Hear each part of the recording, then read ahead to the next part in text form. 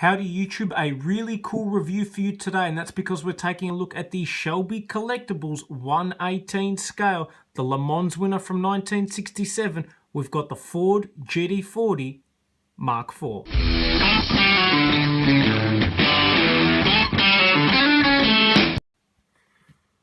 A really awesome model, one I was very keen to get my hands on. The Ford GT40, one of the most iconic cars of all time. The backstory, of course, Henry Ford was going to buy Ferrari. Enzo Ferrari backdoored him at the last minute, so he said, I'm going to do whatever it takes to beat Ferrari in every aspect, whether that be on the racetrack, which he did with the GT40, and really ended Ferrari's dominant streak at Le Mans, and they were never the same since then after Ford Porsche then dominated Le Mans, and the rest is history.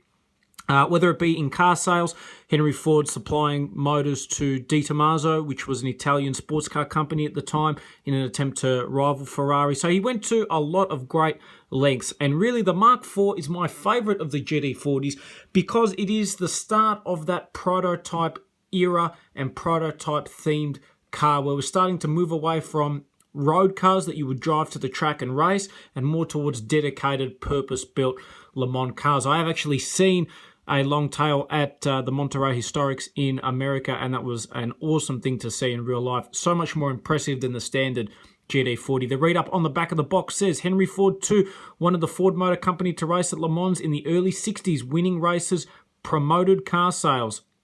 How they do.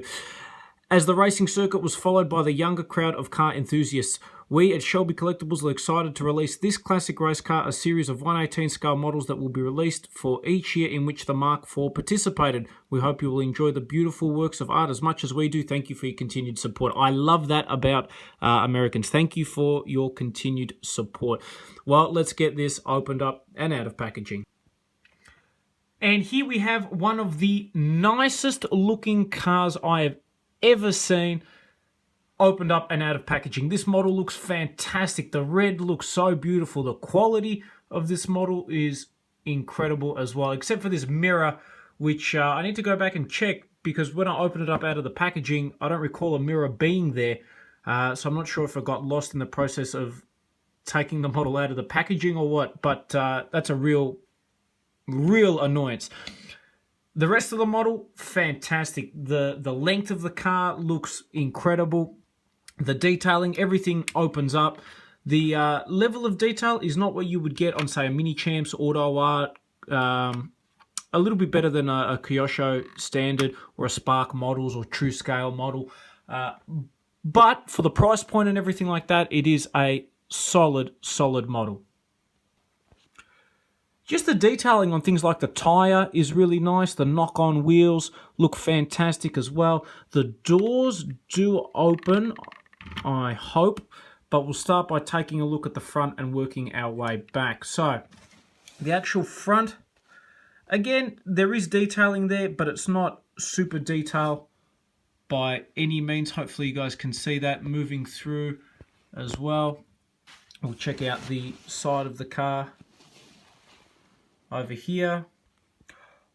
Hopefully you guys can see in there, there is a lot of nice detailing inside, to be honest with you. For a model that is probably on the cheaper scale of things for the level of detail and so forth, it's actually quite nice inside. They've done a really good job with that. The back also does open up, taking a look at the engine compartment with the rear, and then once we open it up as well, you can see there is some fantastic detailing. The exhaust pipes look nice. Again, it does look and also feel a lot cheaper than a lot of the other high-end model cars out there, but you're talking something that I paid only $30 for, that retails for around $120, which at that price point is super cheap. Model cars these days have just been going up in price, and it is a real shame because there's such a big collector market for them, and I feel that rather than catering to that market, they're trying to exploit that market. For example, I'm a huge F1 fan. If you've seen my other videos, you'll know I have hundreds and literally hundreds of Formula One model cars. 7 years ago, you could get a Formula One for around $120. those days are long gone. The new Formula One models are upwards of $200, $225, $250, depending on where you go. For cars that really, one, don't look all that nice, two, haven't really achieved any special results, and three, it's just hard to justify that level of pricing. So it is a really weird situation at the moment for diecast car collectors. One thing that is cool, hopefully you guys can see if I lift it up so you get a view of the car. I love that it has a spare tire in the back. The old days of Le Mans where you literally had to run into your car, get in, drive it, and then finish. Some great stories with the GT40s, of course. You've got things like Jackie Ickx walking across the start line in 1969, the last year that the Golf GT40 was able to win.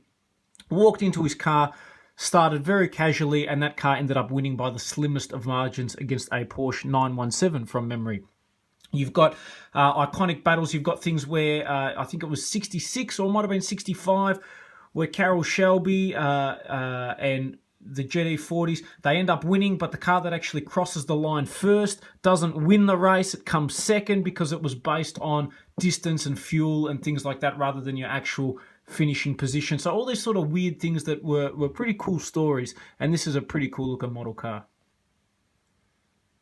And just a quick look, here you have from the front the difference between the Mark IV and the Mark III. One thing I think is really cool and interesting is that the Golf GT40, or the one on the right, outlasted the Mark IV. They only ran it for 1 year. That was the pinnacle. That was the last one after Ford won in 65 with the standard GT40, and then again in 66, and then again with the long tail in 67. Henry Ford said, enough is enough. We've achieved what we needed to.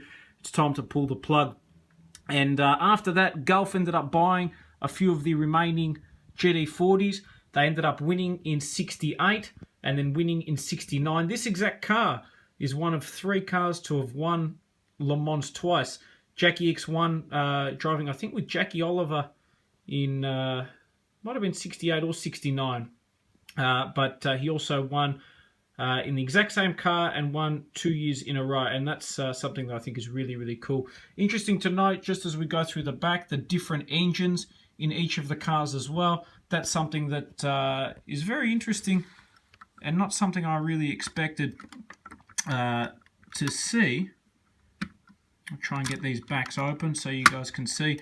Both of these models, again, are on the cheaper side of things, so the quality isn't as good as what you would get in some other models out there, but still, it does the job and is quite nice. You've got a small block V8 with Weber carbies with the Golf GT40, and then the Mark IV long tail, you've got a big block with 2 4-barrel carbies.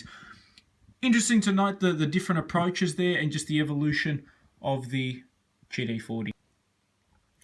Overall, this is a fantastic looking car, a must-have if you are a big Ford fan. Even if you're not a big Ford fan, if you like Le Mans, you like your sports cars, definitely one of the most iconic looking cars and one of the most iconic cars of all time. They're still making the Ford GT to this day and modern versions of it. But to me, nothing beats the original, and this is the ultimate form of the original, so you can't go wrong with that. And I hope you guys have enjoyed this review on the 1/18 scale Shelby Collectibles GT40 Mark IV.